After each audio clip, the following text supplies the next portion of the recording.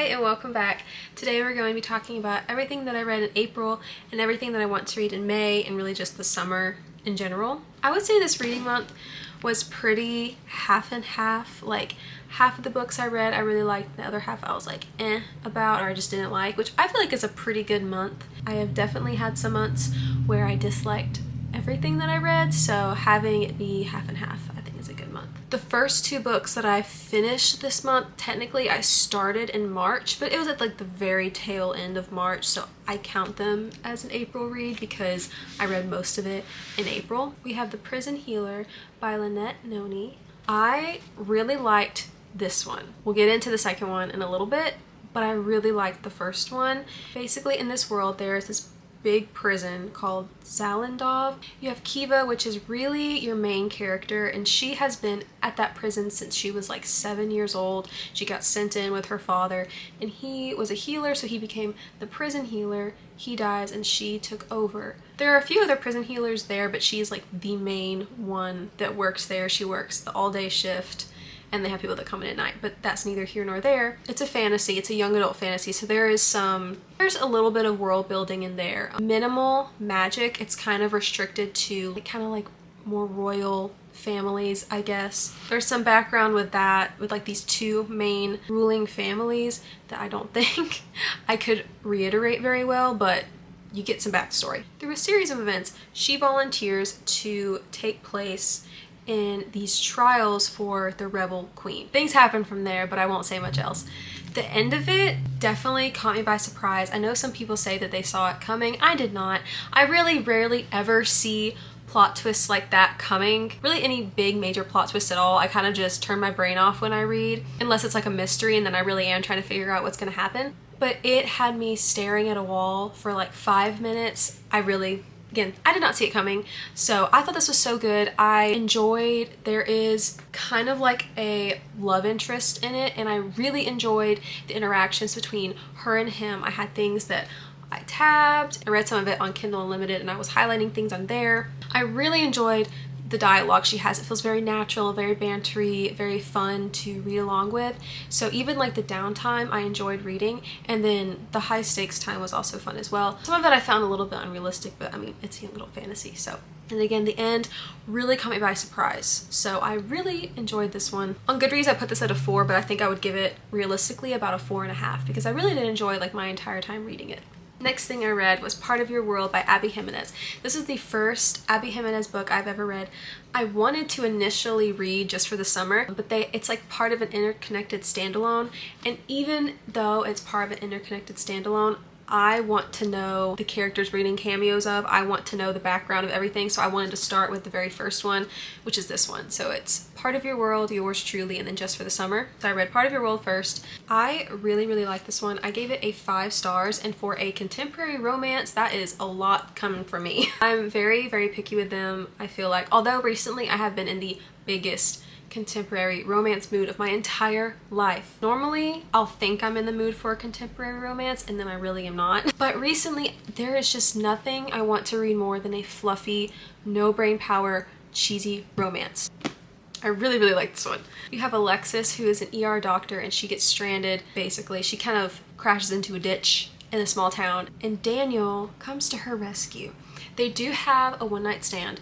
However, it doesn't really take away from the book. I don't usually typically enjoy that in a book, but it does not take away from the experience of reading it, in my opinion. It's a one-night stand, but they want to see each other like the next day. There's definitely a lot of feelings that stick around from the first time that they met and their first night together. One of the things that absolutely sold me on this book was it's a very, very small town. She knew that he'd be at this particular bar, so she calls them looking for him, and they're like, hey, Alexis is on the phone to talk to you. He jumps off of that bar stool so fast and like trips over something like in a hurry to get to the phone to answer it. So as soon as that happened, I could picture it perfectly. I was absolutely in love from then on out. I thought their chemistry was great. I thought the situations and like the hurdles they had to go through were realistic. The big thing with this one is he's part of a small town. He owns an inn and he's like a carpenter. She's an ER doctor from a very prestigious family, very, very wealthy family. So their worlds are very different. They're also like 3 hours apart. So they have these feelings for each other, but there's a lot that's like in the way for them to have a normal relationship. I really, really liked it. Again, 5 stars. So then, because I enjoyed The Prison Healer so much, I picked up The Gilded Cage, which is the second one. I dragged through this book. I did not enjoy it at all, and it makes me so sad to say that. I gave this one 3 stars. I absolutely hate it. I don't want to say too much because it is a second book in a series. It just didn't have something that the first one did for me. I wasn't as interested. It felt very slow, and it felt a little bit boring for me. There was dialogue that I still enjoyed, but most of the downtime I found very, very boring. It felt like it could have been a lot shorter. The end of it, again, did have some twists. It wasn't quite as shocking as the first one, but I mean, there were still some things that happened. It does leave off kind of on a cliffhanger, so I am tempted to pick up the third one.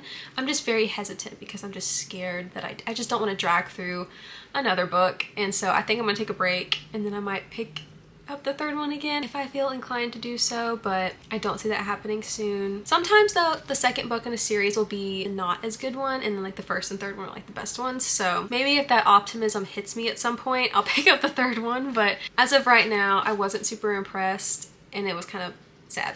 And then sadly, at the same time I was reading this one, I was also reading Skyshade, which is the third Lightlark book, and I soft DNF'd it because I'm only 125 pages in, and I think it was the combination of being disappointed in both of these. I just couldn't do it, and I had to pick up something else. So I think in May, I might try picking it up again, continuing on. We'll see. It's the third book in a series, so I can't really talk too much about plot. I just know that I'm not invested in it as much as I want to be, so that's making the reading experience not as fun. There are some things, I think a lot of it is just what I want to happen is not happening, and it's just getting in the way of me enjoying the book. I'll take responsibility, some of that's on me, but still, it wasn't really holding my attention very well. Oh, let me talk about what Lightlark is about, so this makes just like a little bit more sense. In Lightlark, there is a competition that is held every 100 years where the rulers of all, I think it's 6 or 7 kingdoms, come to compete and hopefully break a curse that's on all of them. They're all cursed in some kind of way. They all want to break the curse, but they only can do that every 100 years, and it's been, I think, like 5 or 6 times they've tried to do it and they haven't been able to. So you're following Isla, and she's the ruler of, I think, Wildling.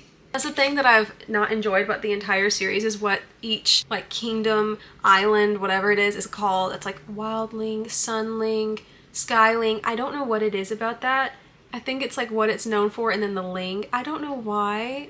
I hate it so much. It is a young adult fantasy, so I guess my like bar can't be too high, because what I was going to say, it just feels very like juvenile.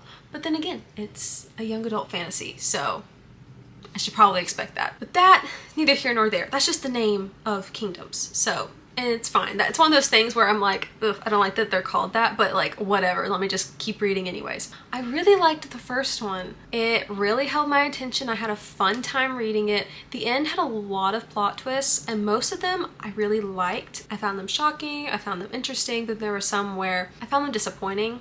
So I had very mixed feelings at finishing the book. So I had a great time up until the end. The second one was okay. It wasn't terrible. I kind of had that hope of, okay, maybe the second one is just like a filler book, and then this one will be better, and then maybe this one ends good. I don't know. But because this isn't even like the third one, it's not even a trilogy. I think there's gonna be like 5, 6, and so on, and I'm still not having a good time. So I don't know. I just become very discouraged in reading the series because it's just expectations I have made and things that I want to happen that aren't happening. So that's enough on a book I've DNF'd. So after that, I really wanted to change pace. That was 2 young adult fantasies, both of which I was not having a fun time reading, that I was trying to read at the exact same time. So I needed to change pace. So I picked up Yours Truly. This one I gave 4 stars. I really enjoyed it. Not as much as Part of Your World. I talked a little bit about this in one of my previous videos, so I'll keep it kind of short. Basically, you have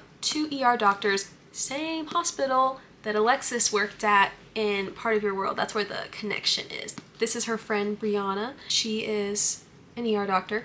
Jacob, also an ER doctor, is new, and he just started at their hospital. They kind of sort of hit it off on the wrong foot, bad first impressions. That doesn't last very, very long. They start connecting through letters that they're writing to each other, which I found that to be very fun. That's kind of where the Yours Truly title comes in. So they start spending some time together, have some things in common, they become friends. There's also some fake dating in this, and her brother is sick, and Jacob donates, it sounds so absolutely random, but he donates his kidney to her brother because they are a perfect match. Sounds super random, and I remember reading the back of it and being like, what? It feels more natural when you're reading it, and it's super sweet when he does. One very prevalent part of this book is Jacob and his anxiety. He's a very anxious person, has a lot of social anxiety, he's a big introvert, so I found a lot of the things that he talked about and the way he would think and overthink everything to be very, very relatable. Because these characters are like in their mid-ish 30s, he has dealt with this anxiety his whole life, so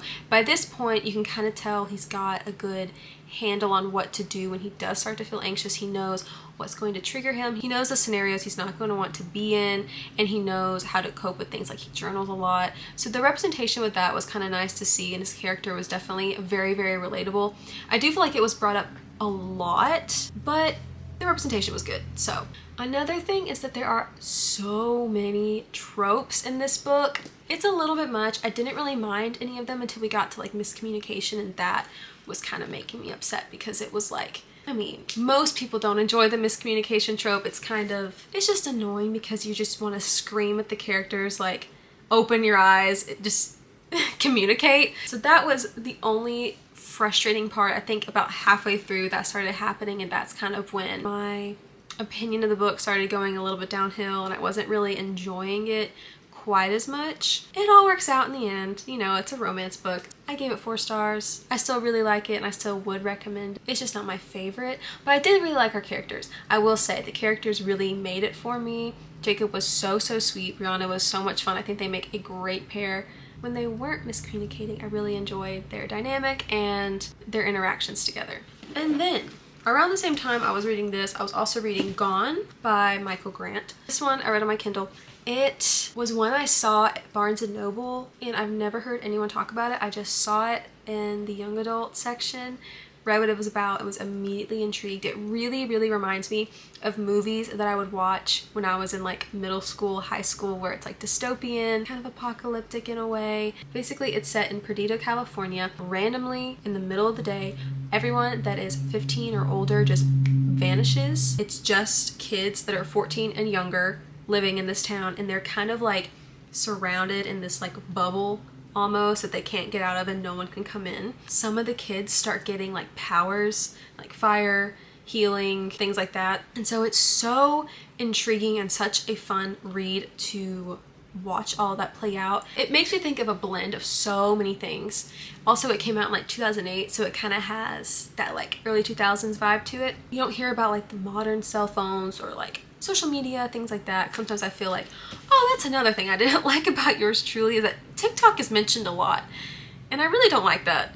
Anyways, back to Gone. It makes me think of so many different things, kind of like all blended together. Lord of the Flies, where you have a bunch of kids deserted together trying to figure out how to survive, because I mean there is food there, but there's not going to be for long. It's just so interesting because there's going to be kids that like come out on top, kind of. They are going to be natural leaders. There are kids that naturally go to take care of the children, kids that want to cook. Like, they kind of subconsciously take their places like in this little society. There's obviously kids that butt heads, fight, you know, drama, but taken to a whole nother level because they're all alone and they're the only ones in this town. The reading experience, really great. Was really thinking it could have been like a 4.5 or a 5, and then the ending was so anticlimactic.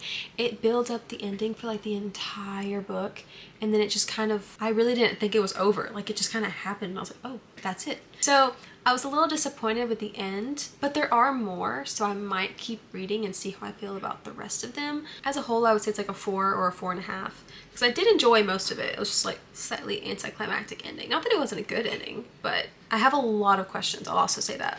And then randomly, I read Addicted to You like a year ago. And now randomly I saw that Ricochet was on Kindle Unlimited, so I decided to pick it up and read it. So I was really wanting that, just reading about people's lives. Like, I think that's why I've been so drawn to contemporary romance. I just want to read about people's lives. I just want to read about people doing things and meeting people, talking to people, social interactions, like stuff like that. I don't know why. That's just what I'm gravitating towards right now. Also things like Boys of Tom and Magnolia Parks, where you are like really following people and it's more driven by the characters than it is by a plot. That's what I've been craving. And I know that a lot of people say that the Addicted Calloway Sisters series is kind of like that. So I decided to pick up Ricochet, see what I think about the rest of them, and I think I'm gonna keep reading. Addicted to You follows Lily and Lo. They are both addicted to their own things, but they live together and they are fake dating so that their families don't get suspicious of their addictions. So they enable each other in a way because they both kind of just mutually agree to let each other be addicted to these things, and they cover it up with fake dating so their families don't get suspicious. Super, super crazy toxic to begin with. That aspect of it is somewhat entertaining. It is sad though, because you can see how much they are like damaging their life by continuing this addiction. I do think I shouldn't have waited so long to pick up Ricochet, because there were so many things that I forgot. Luckily though, the book does a good job of like reminding you, hey, this is what happened with this character. And I'll be like, oh yeah, I remember that happening. So that was super nice that it kind of like brings these things up. But basically Ricochet mainly follows Lily. For this being the second book, I'm not going to say specifically what we're following her with, but we were mainly following Lily. Lo's not really in this one. Honestly, this one gives me a novella vibe. It's considered like the second book, but it really feels like a novella. It's super short. It only follows her, and it's kind of like a middle book. Like there's events in the first book, there's events in the third book, but this one kind of like is like the middle ground. It was still entertaining though. It also kind of feels like a connecting book, like very low key, nothing crazy happens in it. There's more plot and things that happen, I feel like, in the first book and in the third book, but this one is very low-key. It was still so entertaining though, like it made me want to pick up the third one. But also in Ricochet, I feel like you're seeing so much more of her sisters. You see a lot of Rose and a lot of Daisy. I feel like more than I remember hearing about them in Addicted to You. But that made me so intrigued with her sisters, and I really, really want to read. I don't know much about this series, I'll be honest, but I'm pretty sure eventually, because it's called the Addicted Calloway Sisters series, so eventually in some of these books I feel like we're going to have books that are from the perspective of Daisy or Rose, and I'm very, very excited for those. I am so intrigued by what they have going on. I gave Ricochet 4 stars. I feel like if it had been longer, it probably could have been 5. Nothing much happened, but it was still really good, so I gave it 4. Right now, today is May 1st, and I'm over halfway through with Addicted for now, so I'm gonna mention it in this video, but I'll probably also mention it again if I do another wrap up. But I'm really enjoying this one. It's definitely making me want to keep on reading these books. Again, I'm still so interested. I like Lily and Lo, I do, but I'm really interested in Rose and Daisy. So I really, really want to read what happens with them, but I'm liking this one so far. Some very dramatic things are happening. Actually, I hit a very big, I guess you could say, plot twist, interesting thing that happened when I was reading it earlier, so I'm probably going to end up finishing it today. So I don't know what I'll rate it yet, but I'm feeling really good about it.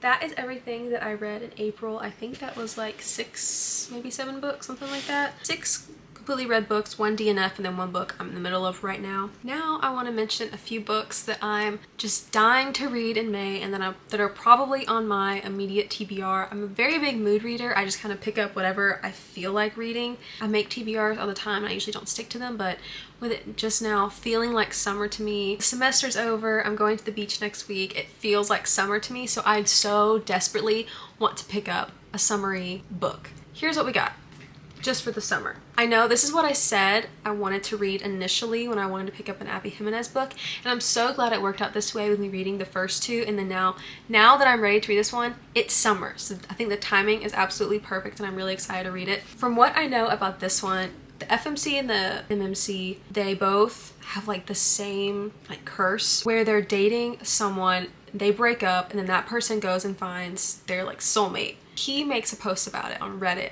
She finds it and she's like, hey, I have the same problem. So they decide they're going to try to counter each other's curses, date each other, break up, and then hopefully they will both find their soulmates. So I love that premise. I've heard a lot of really good things about this book. I love that it's like, I don't know how summery it'll be reading, but I like that it's called Just for the Summer. So I'm assuming it is set in summer. Summer in the City by Alex Astor. This is the girl that wrote Lightlark. I'm kind of nervous because I saw DNF the third one. I don't dislike her writing though, so with this being a different genre, I'm really interested to see what her writing is like in it. The other one is a Lightlark being a young adult fantasy, this one being, I'm pretty sure, an adult romance. So I'm really interested to see if how her writing style is different, if I think this one's good, if I enjoy it. I like that it's, it says summer in the city. Any book title that says summer, I am gravitating towards because I want the summer vibes injected into my veins.